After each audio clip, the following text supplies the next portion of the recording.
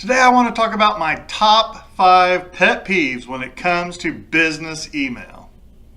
Let's get shooting.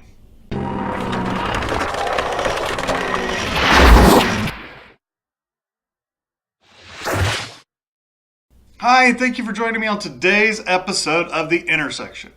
I want to have a little fun today and talk about my top 5 pet peeves that I have, things you should never do when you're sending email in a business environment. I know all of us have to deal with email, but these are things that I feel should never happen. So let's get started. Here are my top 5. Number 1, using a subject line that has nothing to do with what the email is about, or better yet, not even putting anything in the subject of your email. This is something that's very frustrating. I don't know how many times I've had somebody come up to me and say, "Hey, did you get my email about such and such?" And I will have no idea what they're talking about. And so I have to go back into my email. I have to search for that particular person and then read every email they've ever sent me to try and find it, only to find out the reason why I don't know what they're talking about was they titled their email touching base or following up. That doesn't tell me anything what the email's about, and there's a good chance I'm not going to read it because I've got 100 other ones that are more important that I know what the subject is about. My number 2 pet peeve is copying unneeded people on an email. If you're sending me an email wanting me to do something, then don't copy 5 other people on it. Now those other people might not realize that they're not supposed to be doing what you're asking me to do if you're not very clear in the body of the email. When they see that they're copied on it, they think, well, man, I have some kind of responsibility to do something with this, and it causes mass confusion. So when you send an email and you want a certain person to do something, there's no need to copy 15 other people on that email. Number 3, reply all. Hitting the reply all button when it's not needed. How many times do we have this happen and it just clogs up your email box?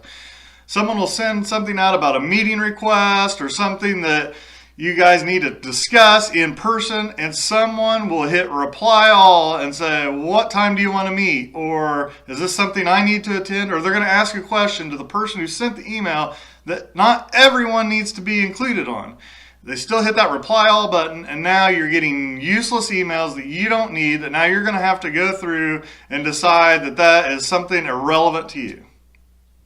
Number 4, do not forward an email to someone and then give them no direction on why you forwarded that, why you sent it, what was the reasoning behind it.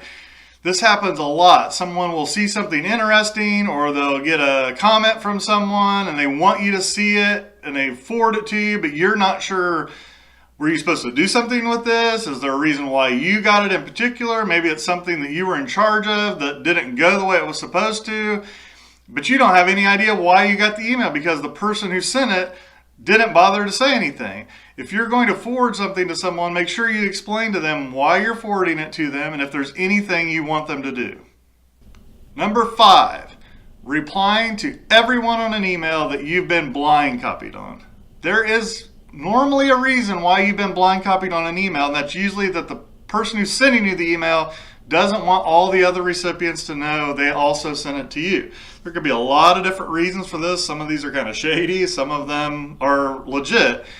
Either way you look at it though, there's a reason why you're blind copied. And when you reply all, now everyone knows that you also got it, and that could lead to embarrassing situations or cause a lot of trouble in your office. So take the time when you see you're blind copied, make sure you're just responding to the person who sent you the email.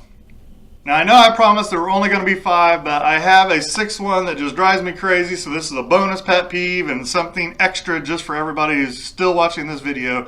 Do not put 50,000 question marks when you ask a question in an email.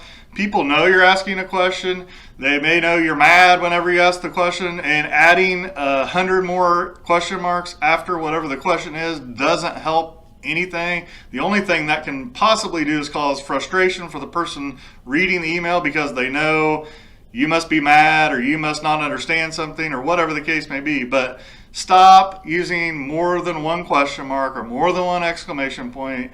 It's of no benefit to anyone. Well, that'll wrap up my little list of pet peeves when it comes to business email. I'm sure some of you will relate to some of these.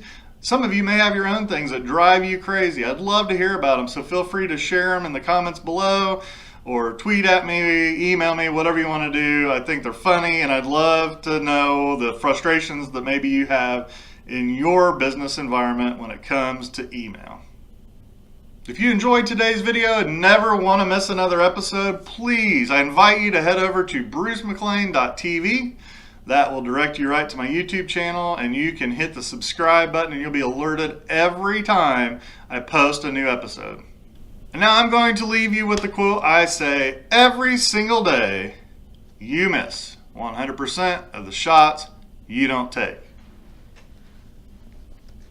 Oh, man, I am not doing well the last few days. But guess what? That's okay. I'm going to keep on shooting, and so should you. Have a great day.